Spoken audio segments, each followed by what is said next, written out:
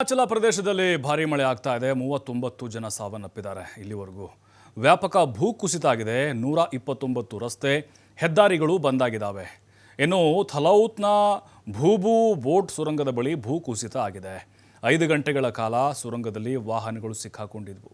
ಇನ್ನು ಮಂಡಿ ಕುಲ್ಲು ಹೆದ್ದಾರಿಯಲ್ಲಿರುವಂತಹ ಸುರಂಗ ಮಾರ್ಗ ಇದು.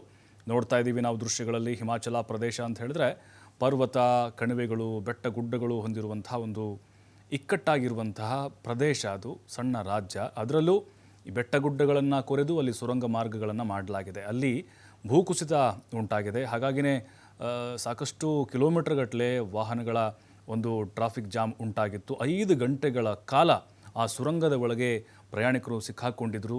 ಅದಾದ ಮೇಲೆ ತೆರವು ಕಾರ್ಯಾಚರಣೆಯನ್ನು ಮಾಡಿದರು. ಯಾಕಂದರೆ ಮುಂದೆ ಹೋದಂತೆ ಏನಾಗ್ತಾ ಇದೆ, ಅಲ್ಲಿ ಬಂಡೆಗಳು, ಬೆಟ್ಟಗಳಿಂದ ಬಂಡೆಗಳು ಏಕಾಏಕಿ ಕುಸಿದು ಬೀಳ್ತಾ ಇದ್ದಾವೆ. ಜೊತೆಗೆ ಭಾರಿ ಪ್ರಮಾಣದ ಮಣ್ಣು ಕೂಡ ಶೇಖರಣೆ ಆಗ್ತಿದೆ ರಸ್ತೆ ಮೇಲೆ. ಯಾವಾಗ ಏನಾಗುತ್ತೆ ಅನ್ನೋದು ಕೂಡ ಊಹೆ ಮಾಡೋಕ್ಕೂ ಸಿಗ್ತಾ ಇಲ್ಲ. ಅದರ ಜೊತೆಗೆ ರಕ್ಷಣಾ ಕಾರ್ಯಾಚರಣೆಯನ್ನು ಮಾಡೋಣ ಅಂತ ಹೇಳಿದ್ರೆ ವ್ಯಾಪಕವಾಗಿ, ಅಂದರೆ ಅಲ್ಲಿ ಈ ರೀತಿ ಅವಘಡಗಳಾಗ್ತಾ ಇದೆ ಮತ್ತು ಬೋರ್ ಗರಿತಾ ಇದೆ. ಅಲ್ಲಿರುವಂಥ ನದಿಗಳಾಗಿರ್ಬೋದು, ಅದರ ಜೊತೆಗೆ ಹಳ್ಳ ಕೊಳ್ಳಗಳಾಗಿರ್ಬೋದು, ಡ್ಯಾಮ್ಗಳು ಕಂಪ್ಲೀಟಾಗಿ ಭರ್ತಿಯಾಗಿದ್ದು ಪ್ರವಾಹ ಕೂಡ ಆಲ್ರೆಡಿ ನಿರ್ಮಾಣ ಆಗಿರೋದ್ರಿಂದಾಗಿ NDRF ಮತ್ತು SDRF ತಂಡಗಳಿಗೆ ರಕ್ಷಣಾ ಕಾರ್ಯಾಚರಣೆ ಮಾಡಲಿಕ್ಕೆ ವಿಳಂಬ ಆಗ್ತಾ ಇದೆ. ಈಗ ಮಂಡಿ ಮತ್ತು ಕುಲ್ಲು ಹೆದ್ದಾರಿ ಇದೆ ಅಲ್ವಾ, ಅದು ಬೇರೆ ಬೇರೆ ರಾಜ್ಯಗಳಿಗೆ ಸಂಪರ್ಕ ಕಲ್ಪಿಸುವಂತಹ ಒಂದು ಪ್ರಮುಖ ಹೆದ್ದಾರಿಯಾಗಿದೆ. ಅದರ ಜೊತೆಗೆ ಅಲ್ಲಿ ಸುರಂಗ ಮಾರ್ಗ ಕೂಡ ಸುಮಾರು 2 ರಿಂದ 3 ಕಿಲೋಮೀಟರ್ ಇರೋದ್ರಿಂದಾಗಿ ಸಾಕಷ್ಟು ನೂಕುನುಗ್ಗಲು ಕೂಡ ಉಂಟಾಯಿತು.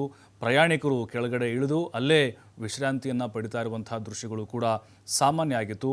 ಹಿಮಾಚಲ ಪ್ರದೇಶದ ಸಾಕಷ್ಟು ಪ್ರದೇಶಗಳಲ್ಲಿ ಮಳೆ ಆಗ್ತಾ ಇದೆ. ನಿರಂತರವಾಗಿ ಮಳೆ ಆಗ್ತಿರೋದ್ರಿಂದ ಇಲ್ಲಿವರೆಗೂ 39 ಜನ ಸಾವನ್ನಪ್ಪಿದ್ದಾರೆ. ಸುಮಾರು 200ಕ್ಕಿಂತ ಹೆಚ್ಚು ಜನ ಗಾಯಕ್ಕೊಳಗಾಗಿದ್ದಾರೆ.